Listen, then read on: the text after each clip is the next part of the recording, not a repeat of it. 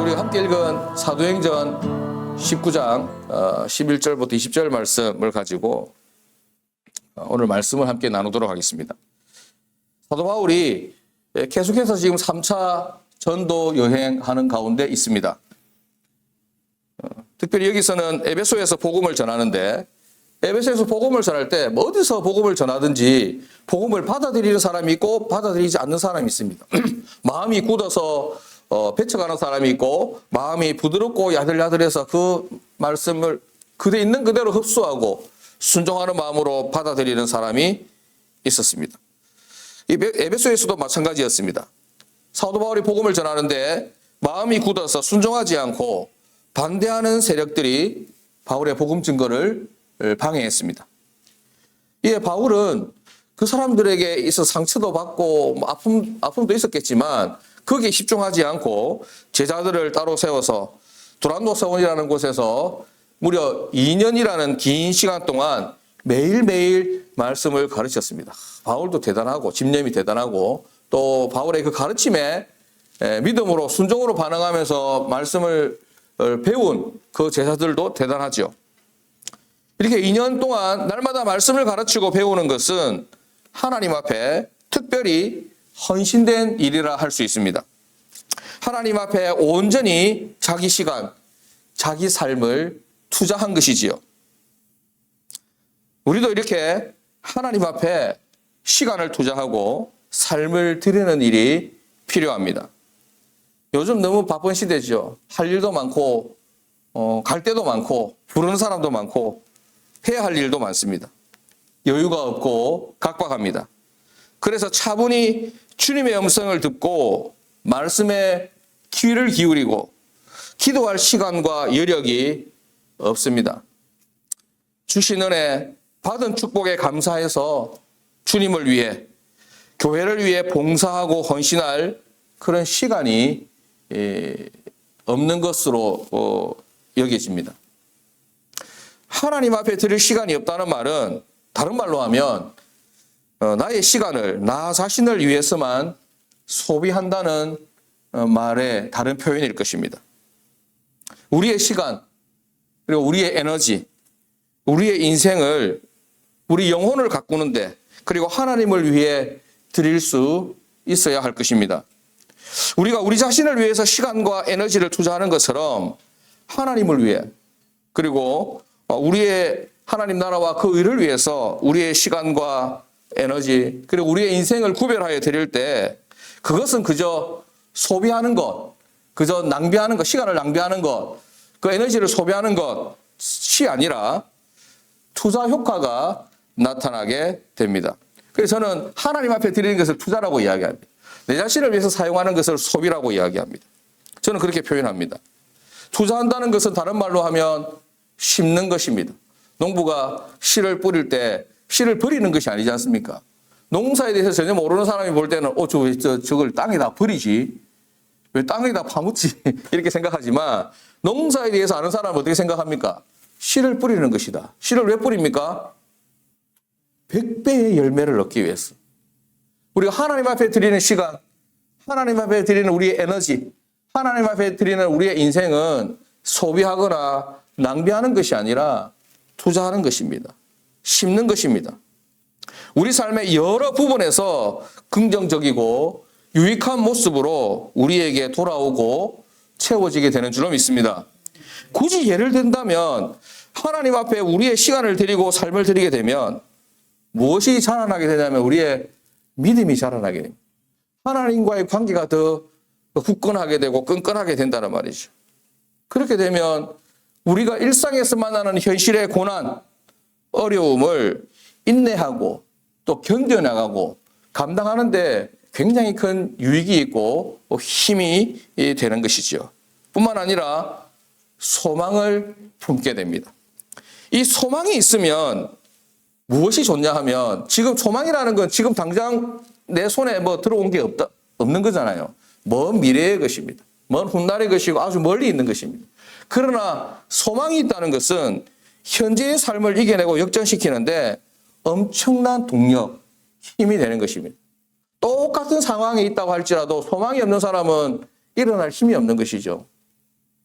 똑같이 빚이 많고 똑같이 건강상 어려움을 겪고 있고 똑같이 불행과 슬픔이 내 삶을 뒤덮고 있는데 어떤 사람은 소망이 있고 어떤 사람은 소망이 없습니다.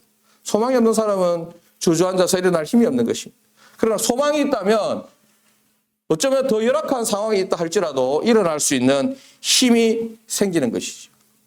그것을 어디에서 얻을 수 있느냐 하면 하나님 앞에 우리의 마음을 드리고 또 우리의 시간을 드리고 우리의 에너지를 드리고 또 우리의 인생을 드릴 때 그렇게 투자할 때 그렇게 심을 때 우리의 믿음이 현실을 감당하고 이겨낼 수 있는 소망을 가지는데 풍성한 은혜가 있고 힘이 되는 줄로 믿습니다. 사도 바울과 에베소의 이 헌신된 이 제자들이 2년이라는 특별한 기간 동안 하나님 앞에 자기 시간, 자기 인생을 내려놓았습니다. 이렇게 하나님 앞에 시간을 투자하고 세상을 향한 마음과 즐거움을 접어 놓았을 때 어떤 일이 일어났냐면 10절의 말씀처럼 우리 지난주에 살펴본 말씀이죠. 10절의 말씀처럼 아시아에 사는 사람들이 유대인이나 헬라인이나 다 주의 말씀을 듣게 되는 그런 놀라운 열매가 일어나게 되었음을 알 수 있습니다. 10절 말씀 같이 다시 한번 보겠습니다. 사도행전 19장 10절 말씀 시작. 2해 동안 이같이 하니 아시아에 사는 자는 유대인이나 헬라인이나 다 주의 말씀을 듣더라. 아멘. 진짜 아시아에 사는 사람들이 다 주의 말씀 들었나? 뭐 그건 알 수가 없죠. 그죠? 근데 그 정도로 이렇게 표현할 정도로 정말 많은 사람들이 말씀을 듣게 되고 말씀에 귀를 기울이게 되고 그러한가? 저런 말씀도 있구나. 저런 진리가 있구나. 이렇게 알게 되고 듣게 되었다는 말로 우리는 이해할 수 있겠습니다. 이렇게 2년에 걸쳐 두란노 서원에서의 사역을 하고 난 뒤 오늘 본문에 나타난 오늘 본문 11절부터 20절에 나타난 일들이 생겨나게 되었습니다. 오늘 본문 말씀을 보면서 우리는 두 가지 내용을 묵상하면서 함께 도전을 나누고자 합니다. 첫째, 사도 바울에게 놀라운 능력이 나타났습니다. 어떻게 했을 때 하나님의 말씀을 2년 동안 집중해서 가르치고 배우고 조금 전에 이걸 어떻게 표현했습니까? 하나님 앞에 우리의 인생을, 우리의 시간을, 우리의 에너지를 심게 될 때 어떤 일들이 나타났냐? 첫째로는 사도 바울에게 놀라운 능력이 나타났습니다. 어떤 능력이 나타났습니까? 11절부터 16절 말씀 우리 같이 다시 한번 읽어보도록 하겠습니다. 시작. 하나님이 바울의 손으로 놀라운 능력을 행하게 하시니 심지어 사람들이 바울의 몸에서 손수건이나 앞치마를 가져다가 병든 사람에게 얹으면 그 병이 떠나고 악귀도 나가더라. 이에 돌아다니며 마술하는 어떤 유대인들이 시험 삼아 악귀 들린 자들에게 주 예수의 이름을 불러 말하되 내가 바울이 전파하는 예수를 의지하여 너희에게 명하노라 하더라. 유대의 한 제사장 스게와의 7 아들도 이 일을 행하더니 악귀가 대답하여 이르되 내가 예수도 알고 바울도 알거니와 너희는 누구냐 하며 악귀 들린 사람이 그들에게 뛰어올라 눌러 이기니 그들이 상하여 벗은 몸으로 그 집에서 도망하는지라. 아멘. 이러한 놀라운 능력이 바울에게 나타났습니다. 바울이 가지고 있던 손수건만 아픈 사람에게 얹어도 육체적 질병이나 정신적 질병이 치료되고 더러운 귀신이 떠나가는 기적이 나타난 것입니다. 마귀가 예수님도 알고 바울도 알 정도로 그렇게 영향력 있는 사람이 된 것입니다. 바울의 이런 능력을 맞서라는 사람들이 흉내내려고 했지만 그 누구도 흉내내거나 따라할 수 없었습니다. 한마디로 바울을 통해서 나타난 이 기적은 그 어떤 사람도 흉내낼 수 없는 놀라운 영향력이었습니다. 사랑하는 여러분, 지금 사도 바울의 이 3차 전도 여행에서 바울이 에베소에 있는 제자들에게 강조하는 것은 성령 세례를 통한 성령의 능력입니다. 뿐만 아니라 사도행전 전체에서 말씀하고자 하는 것은 성령의 권능과 능력이며 이 성령의 권능과 능력을 힘입어서 복음도 증거하고 이 세상에 우리가 살아가는 이 삶의 현장에서 우리의 삶을 살아가면서 능력을 나타내고 삶을 변화시키는 그런 삶을 살아야 할 것을 우리들에게 지속적으로 말해주고 있는 것입니다. 사도행전 1장 8절 말씀 이렇게 말씀하고 있죠. 오직 성령이 너희에게 임하시면 너희가 권능을 받고 예루살렘과 온 유대와 사마리아와 땅 끝까지 이르러 내 증인이 되리라 하시니라. 아멘. 이 증인이 된다는 것, 이것도 다른 직업, 다른 사람 다 내려놓고 다 전도자가 돼야 된다, 이렇게 받아들이는 것은 아니죠. 그 당시에는 제자들에게 주신 말씀은 그 말씀이고, 오늘날 우리에게 주어진 말씀은 우리의 삶에서 우리 각자의 삶의 모습 속에서 증인의 삶을 사는 것입니다. 능력을 나타내는 삶을 사는 것이지요. 이 말씀은 예수님의 승천을 지켜보던 제자들에게 주님이 하신 말씀임과 동시에 그 당시 그 사람들에게만 했던 말씀이 아니라 오늘 저와 여러분들에게도 동일하게 하신 말씀인 줄로 믿습니다. 다시 말해서 이것이 우리 삶의 이유가 되고 목적이 되며 사명인 것입니다. 예수님을 믿는 사람, 하나님의 자녀가 된 사람은 이렇게 부름받은 것입니다. 성령 충만함을 받는 사람으로 부름받은 것입니다. 땅끝까지 복음 전하는 삶을 사는 자로 부름받은 것입니다. 내 인생을 말씀으로 내 인생을 변화시키고 우리 가정을 변화시키고 우리가 살고 있는 지역 사회를 변화시키는 자들로 우리는 부름을 받은 것입니다. 그것이 그런 목적을 위해서 우리가 지원받았고 하나님의 자녀가 되었다는 것입니다. 그렇게 된다면 그렇다면 우리는 어떻게 해야 될 것인가? 사도행전 1장 8절 말씀처럼 성령이 너희에게 임하시면 이 말씀에 근거해서 우리가 성령 충만해야 하는 것입니다. 성령께서 우리의 삶과 인생을 주장하며 다스리도록 인정하고 내어드려야 할 것입니다. 그렇게 된다면 사도 바울과 같이 성령의 권능을 받을 것입니다. 그 누구도 흉내낼 수 없는 영향력으로 내 인생을, 그리고 내 가정을, 그리고 이 세상을 변화시킬 수 있으리라 믿습니다. 이 성령의 권능이라는 것이 반드시 사도 바울이 행했던 것처럼 악귀가 떠나가는 것으로, 그리고 질병이 낫게 되는 것으로, 어떤 종교적인 특성, 무슨 무술적인 능력이나 영향력으로만 나타나는 것은 아닙니다. 그 시대 때는 그랬지만 지금 우리가 사는 이 시대와 삶 속에서는 다른 모습, 다른 영향력으로 나타날 수도 있는 것입니다.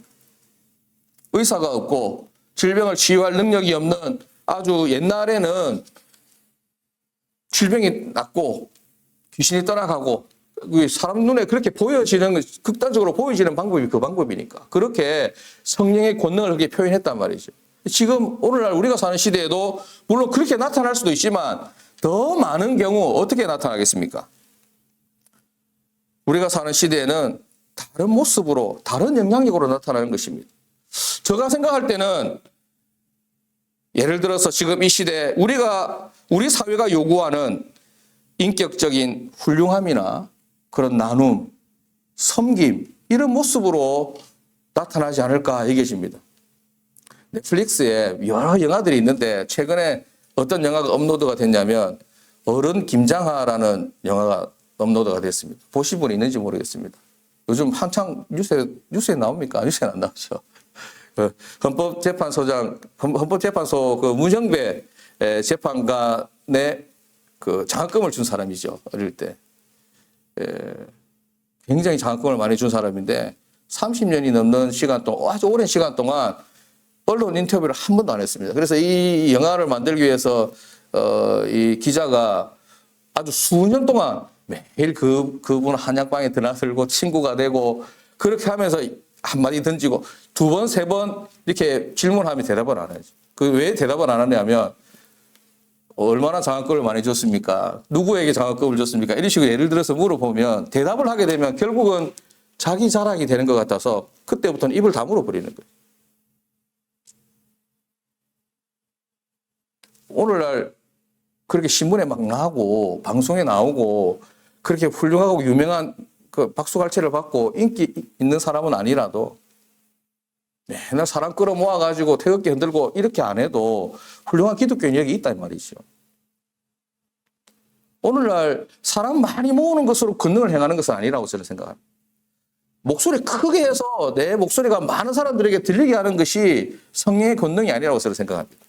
그렇게 여겨지는 시대도 있었겠지만 오늘날 우리가 사는 시대에는 이름도 없이 빛도 없이 드러나지 않은 상황에서 내가 가지고 있는 실력과 자질, 능력으로 사람을 세워가고 섬기고 나누고 베푸는 것, 이것이 하늘에서 불을 끌어내리는 그 권능보다 더 위대한 권능이라고 말하지 않을 수 있는 사람이 누가 있겠습니까?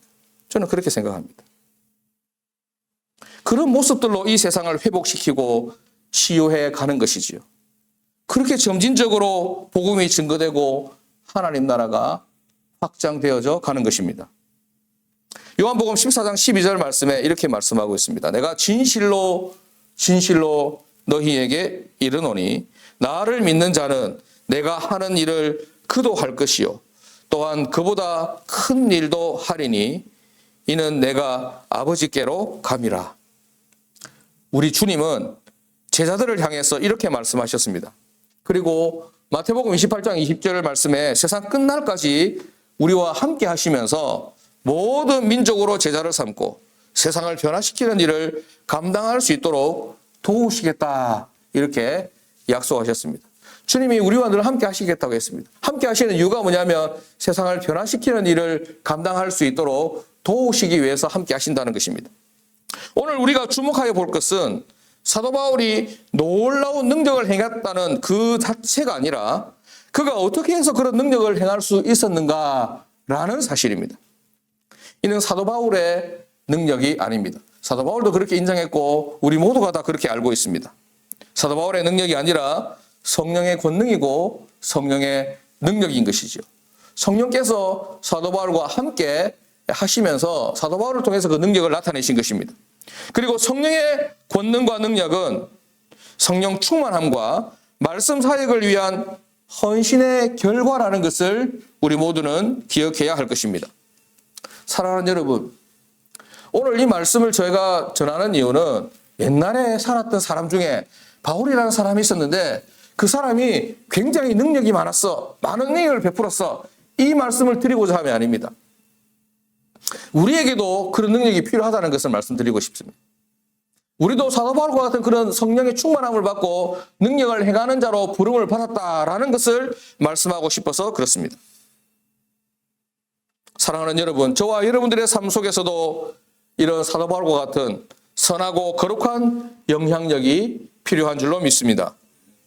왜냐하면 그것은 주님의 요구이기 때문에 그렇습니다. 우리의 선택 사항이 아니라는 말입니다. 나는 아인데, 대문자 아인데.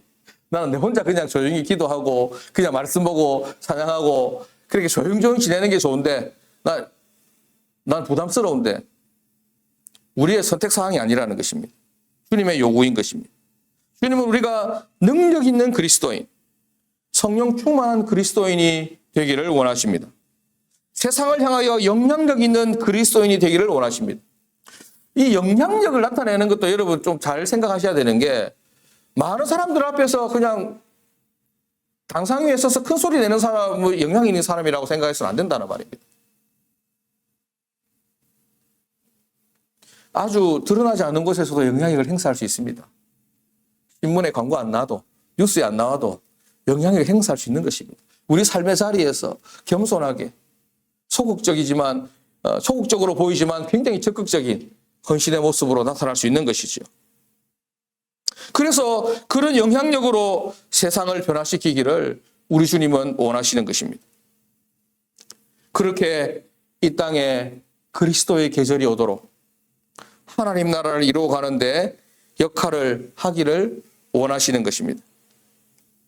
오늘 본문 말씀을 통해서 우리가 묵상하며 도전받아야 할 두 번째 내용은 바로 사도 바울의 놀라운 능력과 권능으로 주 예수의 이름이 높임을 받았다는 사실입니다.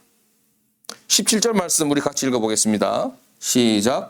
에베소에 사는 유대인과 헬라인들이 다 이 일을 알고 두려워하며 주 예수의 이름을 높이고 아멘. 사도 바울이 놀라운 능력과 권능을 행하면서 자신이 인기가 많아지고 자신이 칭찬을 듣고 유명인사가 된 것이 아니었습니다. 주 예수의 이름이 높아지고 20절의 말씀처럼 주의 말씀이 힘이 있어 흥왕하여 세력을 얻게 되는 그런 놀라운 일들이 일어나게 된 것입니다. 20절 말씀 같이 보겠습니다. 시작. 이와 같이 주의 말씀이 힘이 있어 흥왕하여 세력을 얻으니라. 아멘. 사도 바울이 권능을 행했는데, 사도 바울이 능력을 행했는데, 손수건만 던졌는데 병자가 낫게 되고 귀신이 떠나가는 그런 놀라운 일들이 일어났는데, 바울이 인기가 많아지고 바울이 선거에 나가고 뭐 대통령이 되려고 이렇게 한 게 아니라 이 말입니다. 무엇이 힘을 얻었습니까? 주 예수의 이름이 높아지게 되고 주의 말씀이 힘이 있어지고 흥왕하여 세력을 얻게 되었다. 이렇게 말씀하고 있는 것입니다. 사랑하는 여러분, 여러분들의 저를 포함해서 여러분들의 삶에서 가장 중요한 주제, 이슈는 무엇입니까? 여러분들의 인생과 미래와 직장과 기업을 통해서 이루어내고 싶은 가장 큰 일들은 어떤 것들입니까? 사도 바울과 주님의 제자들이 그랬던 것처럼 여러분들의 존재, 그리고 여러분들이 가진 재능과 은사와 건강, 그리고 인생을 통해서 하나님이 영화롭게 되며 주 예수의 이름이 높아질 수 있기를 주님의 이름으로 축복합니다. 그것이 우리가 하나님의 자녀로 이 땅을 살아가는 이유임을 알게 되시기를 주님의 이름으로 축복합니다. 카페 누구나를 하는 이유는 양산에서 제일 멋있는 카페가 되기 위해서 하는 것이 아닙니다. 주의 이름이 높아지기 위해서 하는 것입니다. 주의 교회가 힘을 얻기 위해서 하는 것입니다. 그 일을 위해서 우리가 수고하고 애쓰는 것입니다. 그 일을 위해서 사모님이 죽으라고 청소하고 우리 김원주 유사님 죽으라고 반죽해가지고 쿠키 만들고 남는 장사도 아닌데 그렇게 하는 것입니다. 이렇게 지금은 손해보는 것 같고 지금은 수고가 헛된 수고 같고 땅바닥에 물을 쏟아버리는 것 같지만 이런 헌신과 노력과 연습들 가운데 때가 되었을 때 하나님께서 어떤 모양으로든지 주의 이름이 힘을 얻게 하시고 주님의 그리스도의 계절이 이 땅에 오게 만들고 흥왕하여 세력을 얻게 되는 그런 날들이 오지 않을까 기대와 소망을 가지고 오늘도 우리는 하나님 나라를 위해서 주님 나라와 그 일을 위해서 헌신하고 투자하며 나아가는 것입니다. 그를 위해서 주님 여러분들이 이 자리에 앉아 있는 건 아니겠습니까?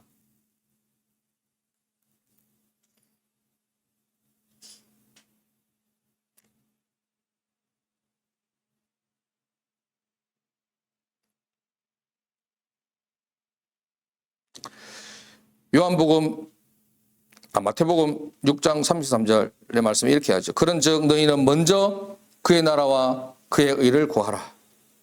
그리하면 이 모든 것을 너희에게 더하시리라.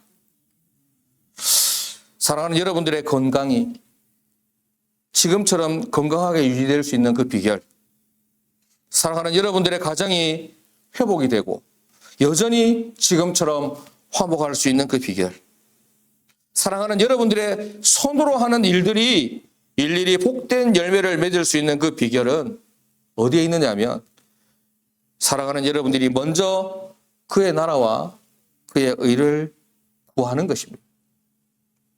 순서를 바로 세우는 것입니다. 우선순위를. 먼저 그의 나라와 그의 의를 구할 때 처음에 제가 말씀드린 것처럼 우리의 시간과 우리의 에너지와 우리의 인생을 하나님 나라와 그 일을 위해서 투자하고 내려놓을 때 하나님께서 이 모든 것을 우리에게 더하여 주시겠다고 약속하고 있습니다.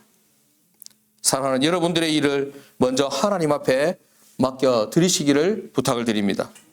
그리고 여러분들은 그분의 나라와 그의 의를 구하십시오. 이것이 가장 지혜로운 일이며 가장 의미 있는 일이며 또 가장 잘 될 수 있는 비결인 것입니다. 부디 여러분들이 성령 충만하고 하나님의 말씀에 귀 기울이고 하나님 말씀 앞에 붙잡힌 바 되기를 주님의 이름으로 축복합니다. 그래서 그 누구도 흉내낼 수 없는 선하고 거룩한 영향력을 이 세상 가운데 드러내며 여러분들의 삶을 통해서 여러분들의 인생을 통해서 주 예수의 이름이 높아지고 이 세상이 치유와 회복을 얻게 되기를 우리 주님의 이름으로 축복합니다. 기도하겠습니다. 하나님 아버지